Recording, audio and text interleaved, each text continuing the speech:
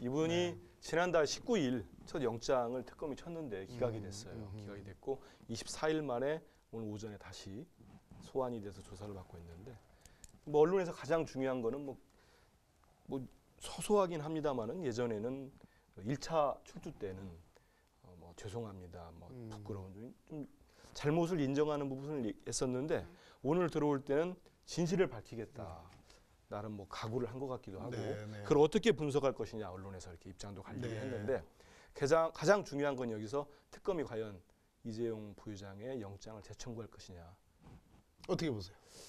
일단은 많은 기자들과 언론에서는 특검이 운명의 한 주라고 하는데 그중에서 가장 키포인트라고 하는 우리나라 재벌, 제일 재벌인데 가장 큰 재벌의 총수를 부를 정도면은 영장은 재청구할 것이다. 그런 게 상당히 합리적인 것 같습니다. 그게 법원에서 받아들일 거냐 말 거냐 이 부분은 다른 문제인데 언론에서 볼 때는 이제는 칠 거다. 오늘 그 신문 중에 일부 논조 중에는 특검이 이렇게까지 과도한 수사를 할 수도 있느냐라는 그런 뭐 조선일보를 비롯한 그런 논조가 일부 있던데 그 부분은 어떻게 보셨습니까? 그게 이제 그렇습니다. 그런 논조들이 나오죠. 그리고 먼지털이식 수사다. 그런데 그거는 뭐 익히 우리가 그동안의 재벌 수사에서 또 이른바 보수 언론 중심으로 경제 위기론 그리고 재벌 총수가 들어가면 그 대그룹, 대기업이 경영이 흔들리고 뭐 국가 경제에 미치는 영향, 뭐 투자가 안 될 것이다 했는데 그거는 역대 많은 재벌 그룹의 총수들이 감옥에 가기도 하고 있었지만은 그 그룹들이 가령 예를 들어서 S로 시작하는 SK그룹이 있지 않습니까? 거기 회장이 SK가 S로 시작하는군요. S로 시작하죠. 거기 상당히 오랫동안 가 있었지만 주가도 올라갔고 뭐 잘 됐다는 평가가 최태원 회장이 들어갔어 또. 그렇죠. 뭐 그분도 들어올 때 요즘도 말이 많지만 그래서 그런 식의 논조는 펼 수 있습니다. 뭐 펼 수도 있고 할 수 있지만 또 반대의 논리도 있고요. 전혀 관계없다. 근데 그걸 결국 판단하는 거는 국민들이 판단할 몫이다.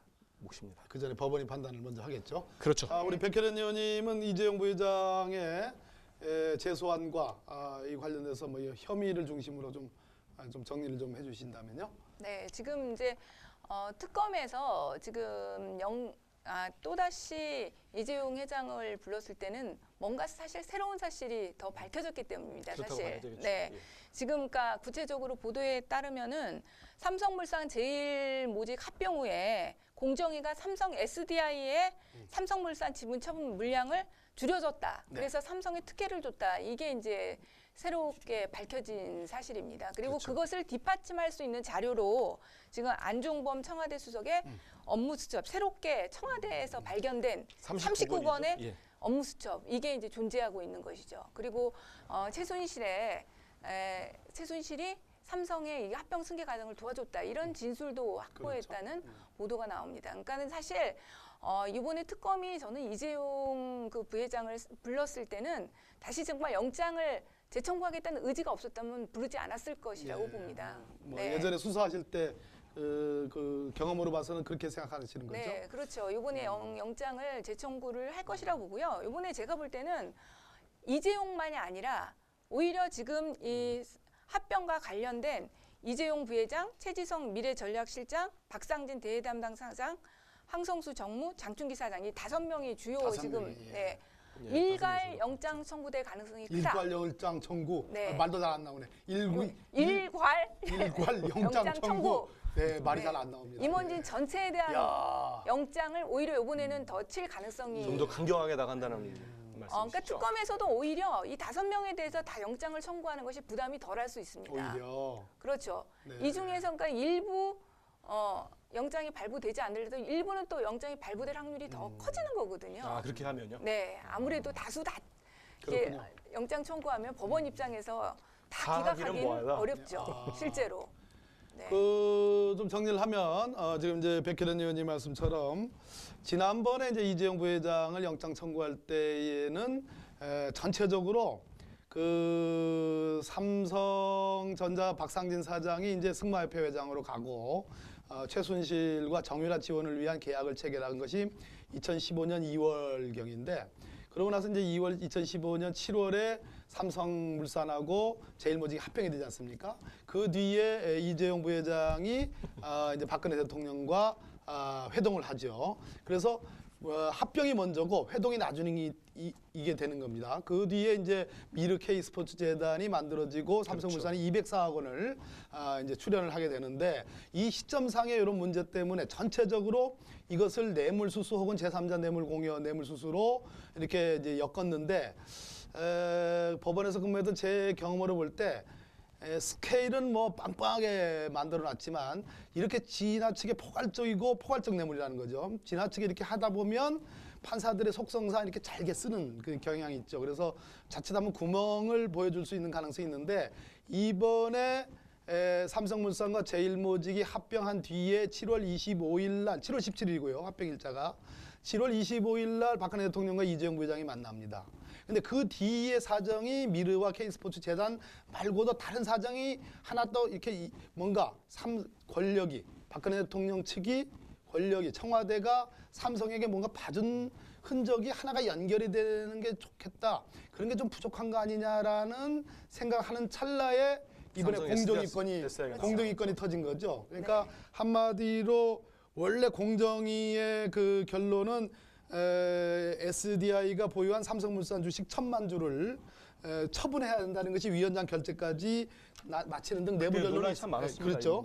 이런 결론이 났는데 실상은 500만 주 파는 걸로 딱 해결해줬다는. 절반이 깎인 거죠. 절반이 깎인 절반이 거예요. 거의 그러니까 봐준 거죠. 네, 50% 봐준 거죠. 네. 이 봐준 거와 관련해서 특검이 이제 확보한 자료가 지금 백혜련 의원님 말씀처럼 안종범 수석이 지시하고 최상목 경제금융비서관으로 통해서 공정위 관계자에게 그 지시가 흐름으로 내려온 것이 밝혀졌고 또 세종시 소재의 금융위원회와 서울금융위 사무실 압수수색에서 그 공정위 직원의 업무 일지에 확보됐다는 거죠. 김학현 전 공정위 부위원장이 예, 맞습니다. 처분할 주식 규모를 축소 지시한 상황이 확인됐다라는 물증까지도 이제 확보가 됐다는 겁니다. 그러면 우리 백혜련 의원이 어떻게 보세요? 영장이 지금 5명을 무려 이재용, 뭡니까? 네.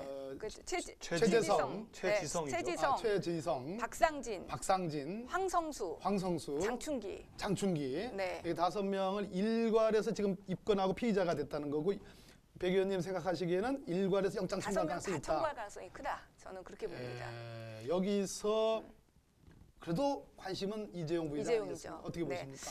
그러니까 이게 5명 청구하는 게 어떻게 보면은 좋은 전략이기도 하고 법원 쪽에도 근데 사실은 면피를 부담을 줄이는 거 아닌가요? 예, 뭐 이재용에 대해서는 면피를 줄 수 있는 또 영장 청구이기도 합니다. 왜냐면 그러니까 오히려 여기에서 밑에 사람들만 한마디로 영장을 발부하고 이재용에 대해서는 또다시 면죄부를 줄 수 있는 빌미는 될 수 있는 부분이 있어요. 좀 조심스럽게 보시는 거죠. 그렇죠. 우려된다는 말씀이시죠. 그러니까 이제 제가 알기로는 이제 이렇다는 겁니다. 오늘 뭐 이규철 특검보의 이제 브리핑 내용에도 대질 가능성이 있느냐니까 뭐 이론적으로 가능하다는 얘기입니다. 그런데 제가 알기로는 삼성전자 지금 이재용 부회장의 진술과 이회정 이 부회장의 진술은 뭐 시종일관 부인인데 대가성 없다는 제가 대가성은 물론이고 부정한 청탁도 하지 않았다 이런 얘기인데 그 최지성 실장이나 장충기, 박상진 또 황성수 뭐 이런 사람들의 진술 중에는 상당히 이재용 부회장에 대한 사법 처리가 가능할 정도의 진술이 나온 걸로 저는 알고 있어요. 그러니까 서로 입장이 다른 거죠. 특히 한 분이 많은 얘기를 했다는 얘기가 특히 한 분이 말씀해 주십시오. 뭐 아시는 내용이 있으면. 글쎄 뭐 구체적인 건 없고요. 뭐 재판이 될 문제니까. 그렇게 아니면 말고 하지 마시고. 다른 얘기 하겠습니다. 뭐 있다는 겁니다. 있는데 그러면 특검이 지금 우리 백혜련 의원님 말씀처럼 정확하게 역시 국민의 관심사는 가장 최대 주주인 이재용 부회장 그리고 이 삼성물산과 제일모직 합병의 가장 큰 수혜자는 바로 이재용이죠. 경영권 승계를 했었기 때문에 저는 그래서 정면 승부하는 게 맞다. 그래서 이재용 부회장이 영장 발부되는지를 저는 이번에 청구가 될 가능성이 높다고 보고 제가 뭐 법조타운에 가서 이제 여러 참 그 법원 출신 그 노련한 변호사님들하고도 좀 대화를 나눠봤는데 이번에 청구되면 지난번 조희연 영장 담당 판사가 아닌 다른 판사에게 배당이 될 가능성이 높고 발부될 가능성이 꽤 있다. 세 분이 한다는 아무래도 그러니까 영장 재청구라는 게 굉장히 법원으로서도 굉장한 부담입니다. 그쪽도 부담이죠. 치는 쪽도 또다시 부담이고. 그거를 발부 안 한다는 거는 기각한다는 건 굉장히 부당일 뿐만 아니라 사실은 그 이재용의 영장 기각 이후에 비난 여론이 정말 엄청나게 엄청났죠. 폭주했지 않습니까? 그렇죠. 여기다가 저는 제가 볼 때는 이재용 부회장에 대한 영장은 칠 가능성이 높은 거고요. 좀 전에 백금 말씀하셨는데 이 5명을 일괄적으로 한다는 생각까지는 뭐 못했지만은 이 당시에 기각 사유 중에 한 크게 3가지가 있습니다. 3가지가 있는데 그 중에 이제 무슨 뭐 이 뇌물 공여 혐의에 대해서 법률적 다툼의 여지가 있다. 그다음 2번째가 그 뭐 대가성 하고 부정한 청탁 이거에 대한 소명이 부족하다. 근데 또 3번째가 하나 있어요. 그게 뭐냐면은 수뢰자로 지목된 대통령에 대한 조사가 이루어지지 않았다. 네. 근데 이거 특검이 지금 대면 조사를 하려고 그렇게 애를 썼거든요. 그렇죠. 근데 그게 청와대에 지난 9일 날 다 정해진 거. 저도 기자 생활하면서 기자가 보도해서 날짜가 나왔다고 그 중요한 대면 조사를 일방적으로 깨는 것도 그런 적도 없었죠. 4번째 사유가 더 국민들에게는 더 화딱지를 나게 만든 사유인데 그거 아세요? 4번째. 또 뭐였습니까? 예, 그거 다 그 4번째가 기자 우리 한 기자님에게는 쫙 꽂혀야 되는 건데. 이재용 부회장 집이 어디에 있어요? 평창동에 있나? 아니, 어디 있죠? 한남동 아닌가? 한남동? 예. 아니 판교 쪽인가? 제가 알기로 한남동 쪽 아닌가?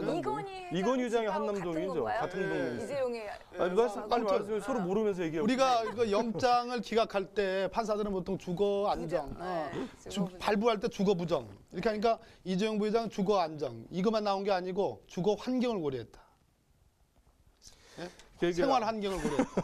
예, 이거 그러면 생활 환경 좀 나쁜 사람은 다 영장 발부돼야 되고. 아니 진짜 그게 영장 기각성이 있었어요? 있었습니다. 그건 정말 국민의 분노를 일으키는. 그것 때문에 난리가 났었어요. 네, 국민의 분노를 정말 일으키는. 생활 환경을 고려해요. 생활 환경을 고려해요. 기각사유라고 봅니다. 생활 환경? 생활 환경이 뭐 주거 환경을 고려해요. 주거 환경을 고려해 보니까 주거 환경을 고려. 저기 도주의 우려가 없다 뭐 그런 얘기입니까? 거주 환경이라고 했던가 주거 환경이나 뭐 매치나 어퍼치나 마찬가지인데. 비슷한 얘기죠. 예, 근데 지금 그것 때문에 국민의 공분을 일으켰는데 예. 한민수 기자님 저 좀 보세요. 예. 그러면 이재용 부회장 침 좀 튀겠죠 방금? 아니 뭐 괜찮습니다. 예. 한두 번. 이재용 부회장에 관한 그 이제 뭐 경제적인 뭐 무슨 뭐 리스크가 있다 뭐 삼성 뭐 코리안 리스크 뭐 삼성 리스크 뭐 이런 얘기를 하는데 과거에 제가 알기로는 아까 좋은 말씀하셨습니다. 그렇죠. 예. 왜 우리 국민들의 절대 다수가 이번에야말로 정말 제대로 사법적으로 처리를 해야 된다. 그것이 삼성을 위해서도 바람직한 일이고 한국 경제를 위해서도 바람직한 일이다. 이렇게 진단하는 그 정치 사회학적 어떤 그런 경제적 그런 측면을 좀 한번 짚어봐 주시죠. 이게 아까 잠시 말씀드렸지만 이재용 부회장은 우리나라에서 제일 큰 특히 삼성과 밑에 2위 그룹하고는 큰 차이가 있습니다. 상징적인 의미도 크고요.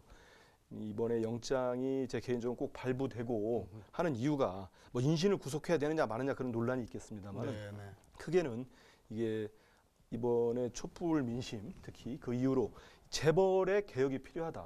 그게 꼭 재벌 해체가 아니더라도 지금 현 상태 이런 정도의 사회적 인식과 뭐 사회 기회라고 할까요? 어떤 국민들과 눈높이가 맞지 않는 재벌 체제로 유지되는 건 그들을 위해서도 바람직하지 않고 더욱더 중요한 국민들의 삶에 전혀 도움이 되지 않습니다. 재벌. 좋은 관점입니다. 그럼요. 이번 재벌 개혁이 돼야 되고 두 오늘은 번 공부를 좀 많이 하고 오셨군요.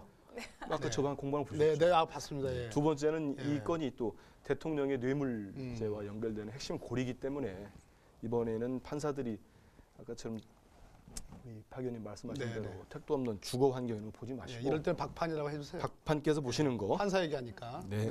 한번 두드릴까요? 이거?